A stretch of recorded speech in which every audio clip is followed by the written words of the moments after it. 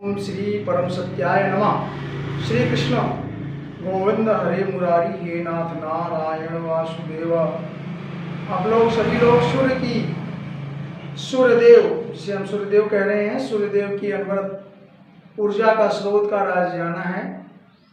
सूर्यदेव की अनवरत ये ऊर्जा जो विकृत हो रही है, पूरे संसार को ऊर्जा दे रही है। पृथ्वी या धरती पर प्रथम सूर्य के नाम से जानी जाती है। यह ऊर्जा हाइड्रोजन अणुओं के संयोग से, हाइड्रोजन अर्थात हाइड्रोजन अणुओं के मिलने से हीलियम परमाणु या तत्व का निर्माण होता है और ऐसे में बहुत अधिक ऊर्जा परिवर्तित होती, ऊर्जा निकलती है। वह ऊर्जा पूरे समस्त ब्रह्मांड को ऊर्जायित कर रहा है, अर्थात संसार को ऊर्जा दे रहा है। अब यह खत्म नहीं होता, ये भी हमने आपको बताया। खत्म क्यों नहीं होता? क्योंकि इसका स्रोत, इसका रूप हाइड्रोजन परमाणुओं के मिलने से, संयोग से जो ऊर्जा परिवर्तित हो रही है, वह हाइड्रोजन परमाणु ही नहीं खत्म हो रहे हैं। अर्थात परमाणु अविनाशी हैं, परमाणु खत्म नहीं होते हैं, वो नश्वर हैं। तो हाइड्रोजन की सीमा उपस्थित जो वातावरण में है, वह हाइड्रोजन पूरे संसार में हीलियम में परिवर्तित होता है और अल्टीमेटली यह हाइड्रोजन हीलियम और हीलियम भी हाइड्रोजन में परिवर्तित होता रहता है। अर्थात हीलियम परमाणु भी जब नाभिक टूटते हैं तो वो जाकर के पुनः हाइड्रोजन बना देते हैं। अर्थात यह चक्र चलता रह रहा है और कभी इस ऊर्जा का क्षरण नहीं होता। अब बात आती है कि ऊर्जा सूर्य को हम देते हैं या सूर्य हमसे ऊर्जा लेता है या सूर्य स्वयं ऊर्जा प्रदान करता है। तो आप देखिए, सूर्य का स्रोत है, सूर्य स्वयं ऊर्जा कहाँ से प्रदान करेगा अगर उसमें हाइड्रोजन नहीं मिलते हैं।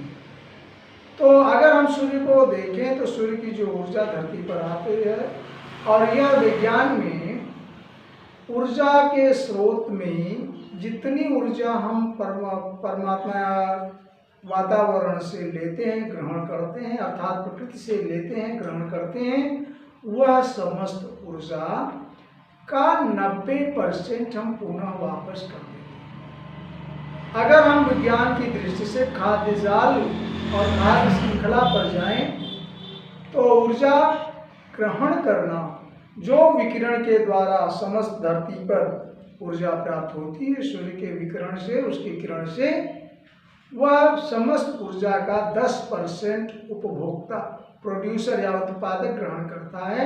लिंडमान की थ्योरी है, लिविंग की थ्योरी है, जिन्होंने बताया कि 10% ही ऊर्जा का उपयोग धरती पर होता है। अब आप समझ सकते हैं, 10% का मतलब जितना रोज, जितना हर सेकेंड, जितना हर क्षण आपको ऊर्जा मिलती है, उसका 90%, मोर देन 90% वातावरण को पुनः रिफ्लेक्शन के द्वारा, प्रक्रिया के द्वारा, या कहते हैं परावर्तन के द्वारा या अनुपयोग होने की वजह से पुनः वातावरण में चला।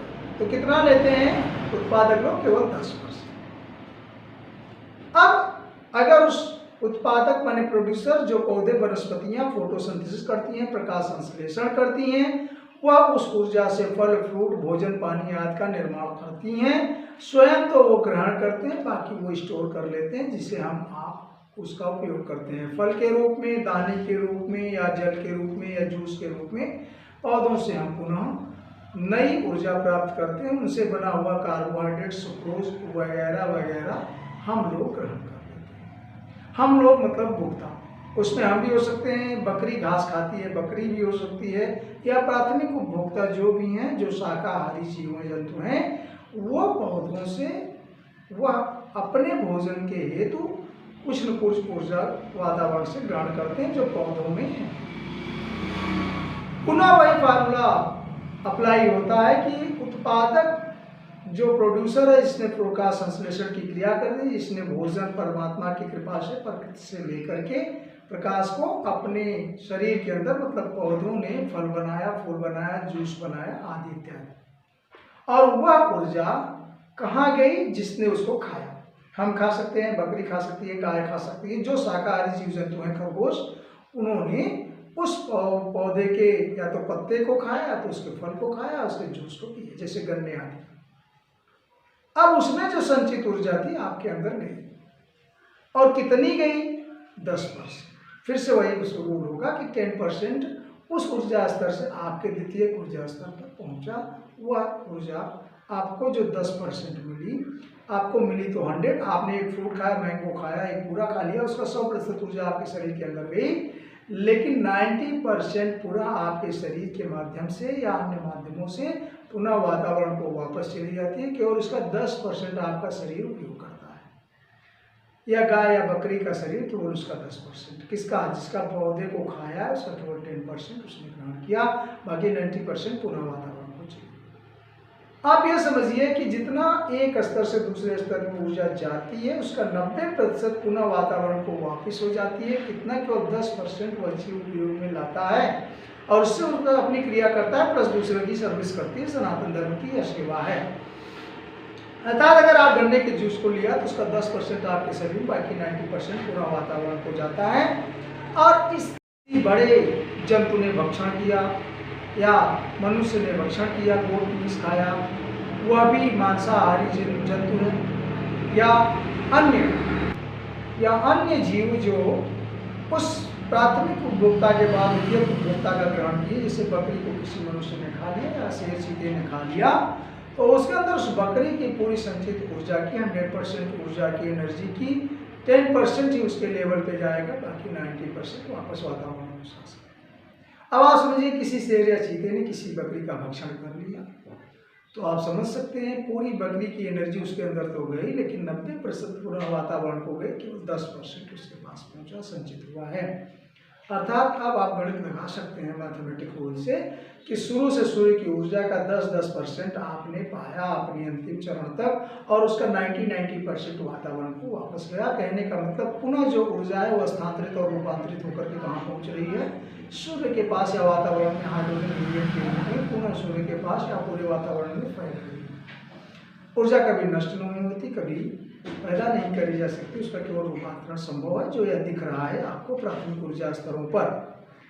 या विभिन्न प्रकार के जीव, जैसे मान लीजिए अब हम आपका देहावसान हो गया, हमारा शरीर छूट गया, आपका शरीर छूट गया, आपके माता पिता का देहांत हो गया, तो उनके, या कोई गाय बैल भैंस बकरी का मृतक शरीर पड़ा हुआ है कहीं पर सड़ गल रहा है, उसके लिए जीवाणुभोजी बैक्टीरिया होते हैं। वो बैक्टीरिया क्या करते हैं, वो जीवाणु क्या करते हैं, आपके शरीर को अपघटनकर्ता कह लेंगे, उसको अपघटित कर देते हैं, तोड़ देते हैं, पंचतत्व में विलीन कर देते हैं।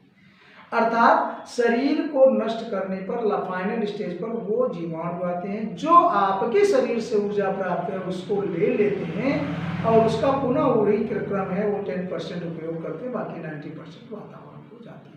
अर्थात आप समझ सकते हैं सबसे कम ऊर्जा स्तरों पर सूर्य की अगर स्थिति देखें तो हमको ऊर्जा उसके देर पर मिलती है, शाकाहारी है तो कुछ ज़्यादा मिलती है, उसके बाद आते हैं मांसाहारी, कुछ कम ऊर्जा मिलती है। ऊर्जा स्तर ऐसे ऐसे धीरे धीरे घटता जाता है।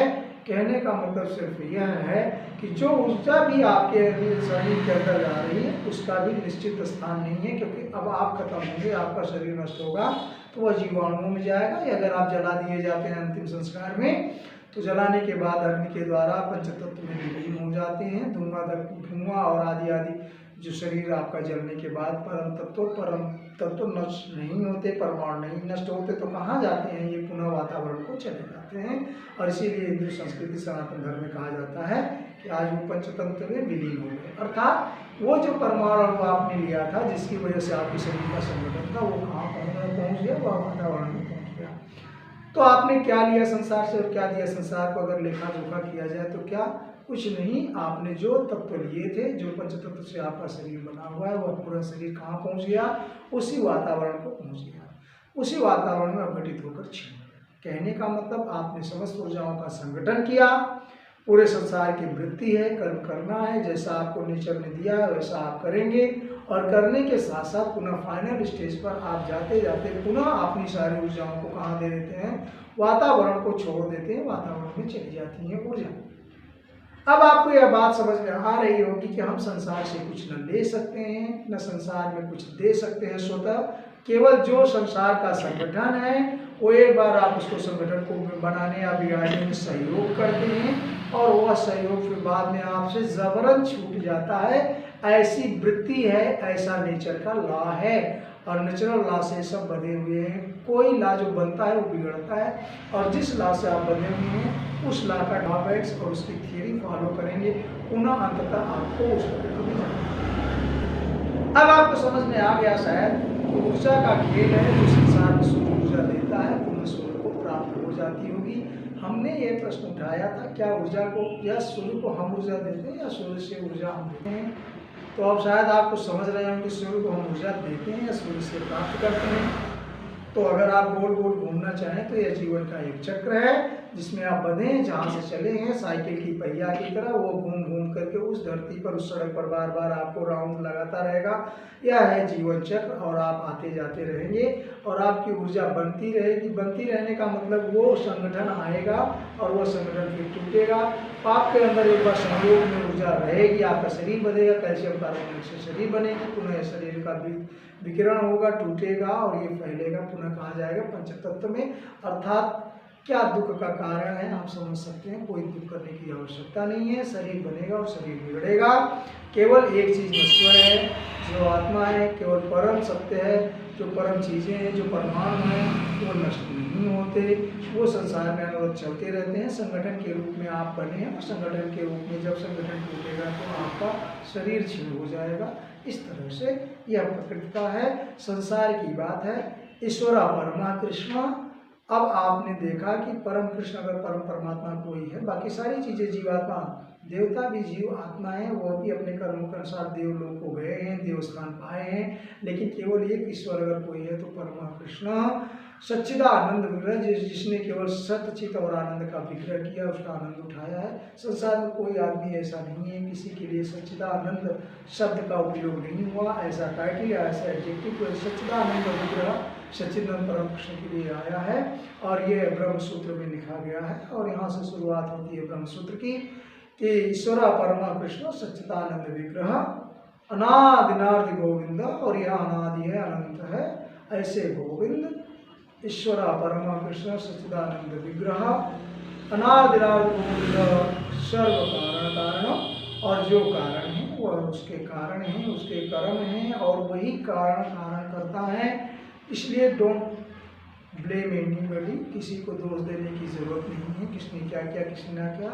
संसार में आप जैसा करते हैं, आपके मन को जैसा आपको लगता है कि हम कर रहे हैं, but you are not here to do, you are nobody to do, आप कर नहीं सकते, करता कोई और है।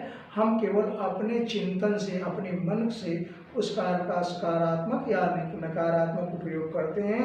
यही बात आती है कि अगर हम सकाम कर्म करते हैं, उससे बहुत लालच करते हैं, हमारा मन उस पर लगा होता है, मन निग्रह नहीं होता, मन उसमें लगे रहेगा, तब आप जो कर्म करते हैं उसका दोष आपको लगना है, क्योंकि कर्म दोष से कोई मुक्त नहीं है। जैसा आप कर कर्मण्येवाधिकार से, मतलब जैसा आप करेंगे वैसा आपको बोलना है। तो आप फिर एक तरफ हम कह रहे हैं कि आप करने वाले नहीं, कोई और कराता है, और दूसरी तरफ ये कहते हैं कि जैसा आप करेंगे वैसा होंगे। कि हमको लगता है आपको यहाँ कंट्राडिक्शन नजर आ रहा है कि आप कर भी नहीं सकते तो हम कैसे करें? आप करेंगे नहीं, लेकिन जो हो रहा है उसमें संयम तो करेंगे, जो होने जा रहा है उस पर अपने को बैलेंस तो रखेंगे, जो एक्टिविटी है उसको तो आप प्रारंभ करेंगे। करने कराने वाला कोई है, लेकिन माचिस आग जलाने के लिए माचिस आग डालने वाले हैं। कहाँ उचित है, कितना उपयोग है, आपके लिए कर रहे हैं कि दूसरे के लिए है। ये इस तरह से सकाम और निष्काम की परिभाषा होती है। आप निष्काम कर्म कर लेते हैं, उसका कोई दोष नहीं लगता है, सकाम करते हैं उसका दोष लगना शुरू होता है। और कोई भी कर्म करते हैं अपने वृत्ति के अनुसार करें, जैसे हम इसमें देख चुके हैं।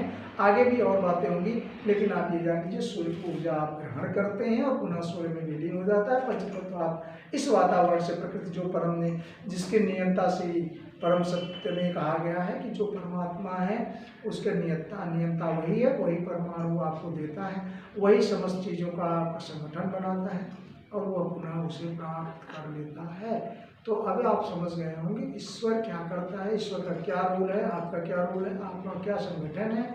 ईश्वर परमा कृष्ण सच्चिदानंद विग्रह एक ये, और एक यह भी कहा है अहम सर्वस्य प्रभव।